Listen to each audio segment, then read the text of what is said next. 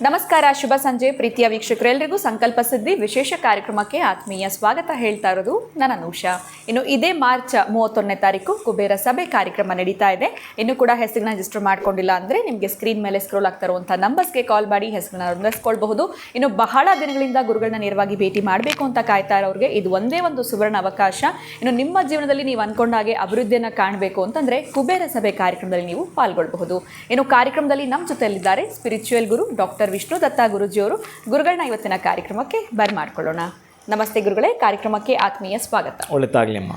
ಗುರುಗಳೇ, ಇವತ್ತಿನ ಪ್ರಶ್ನೆ ಏನು ಅಂತಂದರೆ, ಪ್ರತಿಯೊಬ್ಬ ಮನುಷ್ಯನಿಗೂ ಜೀವನದಲ್ಲಿ ಕನಸು ಏನು ಅಂತಂದರೆ ನಾನೊಂದು ಮನೆ ಮಾಡಬೇಕು, ಸ್ವಂತ ಮನೆ ಮಾಡಬೇಕು ಅಥವಾ ಭೂಮಿ ಖರೀದಿ ಮಾಡಬೇಕು ಅಂತ. ಇನ್ನು ಜಾತಕದಲ್ಲಿ ಈ ಭೂಮಿ ಹಾಗೆ ಮನೆಯ ಯೋಗ ಇದೆಯಾ ಅನ್ನುವಂಥದ್ದನ್ನ ನಾವು ಹೇಗೆ ತಿಳ್ಕೊಳ್ಬಹುದು? ಇದ್ರ ಬಗ್ಗೆ ಇವತ್ತಿನ ವಿಡಿಯೋದಲ್ಲಿ ತಿಳಿಸ್ಕೊಡಿ ವೀಕ್ಷಕರಿಗೆ. ಓಂ ವಿಶ್ವಸ್ಮೈ ನಮಃ.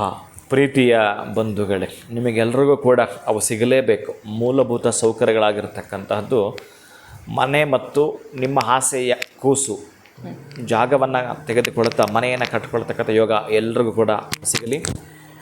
ಜಾತಕ ರೀತ್ಯ ನೀವು ಕೇಳ್ತಾ ಇರೋವಂಥದ್ದು, ಜಾತಕ ರೀತ್ಯ ಹೇಗಿದನ್ನು ತಿಳಿದುಕೊಳ್ಳೋದು? ಪಾಪ ಜಾತಕ ರೀತ್ಯ ಇರುತ್ತೆ, ಆಬ್ವಿಯಸ್ಲಿ ಅವರು ಪಡೆದುಕೊಂಡು ಬಿಟ್ಟಿರ್ತಾರೆ.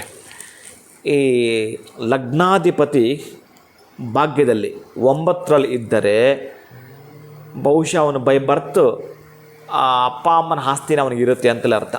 ಅವನು ಆಲ್ರೆಡಿ ಪಡೆದುಕೊಂಡೇ ಬಂದಿದ್ದಾನಂತ. ಪಾಪ ಇಲ್ಲ, ಎಂತ ಮಾಡೋದು? ಹೋಗಲಿ, ಇವನ ಜಾತಕದಲ್ಲಾದರೂ ಅದು ಮುಂದಕ್ಕೆ ಬರಬಹುದಾ? ಅಪ್ಪ ಅಮ್ಮ ಇರೋದು ಬಾಡಿಗೆ ಮನೆಯಲ್ಲಿ, ನಮ್ಮ ಮಗ ಆದರೂ ಸಂಪಾದನೆ ಮಾಡಬಹುದಾ? ಆ ಮಗನ ಜಾತಕದಲ್ಲಿ ಆ ಯೋಗ ಇದೆಯಾ ಅಂತ ಕಂಡುಹಿಡಿಯಲಿಕ್ಕೆ ಸಿಂಹ ಲಗ್ನವನ್ನು ತಗೊಳ್ಳೋಣ, ಒಂದು ಎಕ್ಸಾಂಪಲ್. ಅಥವಾ ಇನ್ನು ಸಿಂಹಕ್ಕೆ ವಿಶೇಷವಾಗಿ ಫಲವನ್ನು ಕೊಡುವಂಥವ ಮಿತ್ರ ಕುಜನನ್ನೇ ತೆಗೆದುಕೊಳ್ಳೋಣ. ಮಕರ ಲಗ್ನವನ್ನಾದರೂ ತೆಗೆದುಕೊಳ್ಳೋಣ. ಮಕರ ಲಗ್ನದಲ್ಲಿ ಕುಜ ಮತ್ತು ರವಿ ಇರುವಂಥದ್ದು. ಆಮೇಲೆ ಇಲ್ಲಿಂದ 4ನೇ ಮನೆಯಲ್ಲಿ ಮಕರ, ಕುಂಭ, ಮೀನ, ಮೇಷ, ಇಲ್ಲಿ ಕುಜ ಮತ್ತು ರವಿ ಇರುವಂಥದ್ದು. ಅಥವಾ ನೀವು ಸಿಂಹದಲ್ಲಿ ತೆಗೆದುಕೊಂಡರೆ ಸಿಂಹ, ಕನ್ಯಾ, ತುಲ, ವೃಶ್ಚಿಕ, ಮೊದಲೇ ಇದು ಕುಜನ ಮನೆ. ಭೂಮಿಕಾರಕ ಯಾರು? ಮಂಗಳ ಗ್ರಹ. ಭೂಮಿಕಾರಕ ಯಾರು? ಕುಜ. ಹಾಗಾಗಿ ರವಿ ಮತ್ತು ಕುಜರು ಕುಟುಂಬದ ಸ್ಥಾನದಲ್ಲಿ ಇದ್ದಾರೆ ಅಂತಂದರೆ ಕಟ್ಟಿಟ್ಟ ಬುತ್ತಿ ಇವರಿಗೆ. ಇನ್ನು ಇವ್ರದೇ ದಶಾಭುಕ್ತಿನಲ್ಲಿ ರವಿ ಮಹಾದಶೆಯಲ್ಲಿ ಕುಜಭುಕ್ತಿ ಬಂತೋ 100ಕ್ಕೆ 100 ಅವನ ಮಾಡಿದುಕೊಂಡೇ ತೀರುತ್ತಾನೆ. ಅವನು ಹೀಗೆ ಅಂದುಕೊಂಡಿದ್ದು ನನಗೆ ಯೋಗ ಇಲ್ಲ ಅಂದ್ಕೊಂಡಿದ್ರು ಆಶ್ಚರ್ಯದಲ್ಲಿ ಪಡೆದುಕೊಂಡೇ ತೀರುತ್ತಾನೆ. ಹೇಗೋ ಅವನಿಗೆ ಬಹಳ ವಿಶೇಷವಾಗಿ ಬರುವಂಥ ಆಸ್ತಿ ಇರುತ್ತೆ. ಆಮೇಲೆ ತಾಯಿ ಕಡೆಯಿಂದಲೂ ಕೂಡ ಬರುವಂಥ ಆಸ್ತಿ ಇರುತ್ತೆ. ತಂದೆ ಕಡೆಯಿಂದ ಬರುವಂಥ ಆಸ್ತಿರು ಅವನಿಗೆ ಸೇರುವಂಥದ್ದು ಇರುತ್ತೆ. ಇದು ಜಾತಕ ರೀತ್ಯ ಕಂಡುಕೊಳ್ತಕ್ಕಂತಹ ಸತ್ಯಾಂಶ. ಎಲ್ರಿಗೂ ಕೂಡ ಜಾತಕ ಯಾರು ಮುಂದೆ ತೊಗೊಂಡೋದ್ರು ಕೂಡ ಇವೆಲ್ಲ ಬೇಸಿಕ್ ಹೇಳ್ತಾರೆ ಕೂಡ. ಆದರೆ ಇಲ್ಲದವರು ಪಡೆದುಕೊಳ್ಳೋದಿದೆಯಲ್ಲ, ಅದು ಮಹಾಭಾಗ್ಯ. ಇಲ್ಲಪ್ಪ ನಿನ್ನ ಜಾತಕದಲ್ಲಿ ಯೋಗ ಎಲ್ಲ ಕಣಯ್ಯ, ನೀನೇನು ಪಡೆದುಕೊಂಡೇ ಬಂದಿಲ್ಲ ಅಂತ ಪಾಪ ಅವನು ನಿರಾಶನಾಗ್ತಾನೆ. ದಯವಿಟ್ಟು ಯಾರಿಗೂ ಅಂಥ ನಿರಾಸೆಯನ್ನೇ ಮೂಡಿಸಬೇಡಿ. ಅಂಥ ನಿರಾಸೆ ಇರೋ ನನ್ನ ಹತ್ರ ಬಾ, ನಿನಗಿದೆ ಅಂತ ನಾನು ತೋರಿಸ್ಕೊಡ್ತೀನಿ. ಜೊತೆಗೆ ನೀನು ಮಾಡಿಯೇ ತೀರ್ಬೇಕು. ನೀನು ಆಪ್ಷನೇ ಇಲ್ಲ. ನೀನು ಭೂಮಿಗೆ ಬಂದಿದೆಯಾ ಹಾಗಂತೇಳಿ ಯಾರೋ ಹೇಳಿದ್ರು ಅಂತೇಳಿ ನೀನು ತುಂಬ ಹೆಂಗೆ ಡಿಪ್ರೆಷನ್ಗೆ ಹೋಗ್ಬಿಡ್ತಕ್ಕಂಥದ್ದು, ನಿಸ್ಸಹಾಯಕನಾಗ್ಬಿಡ್ತಕ್ಕಂಥದ್ದು ಅಲ್ಲವೇ ಅಲ್ಲ. ನೀನು ಉತ್ತೇಜನಾಗಿ ಹೇಗಿರಬೇಕು ಅಂತಂದರೆ ಛಲವನ್ನು ಬಿಡದೆ, ನಿನ್ನಲ್ಲಿ ಛಲ ಇತ್ತೋ ನಾನು ಬಲ ತುಂಬಿಸ್ತೀನಿ, ಅವ ಫಲ ಕೊಡ್ತಾನೆ.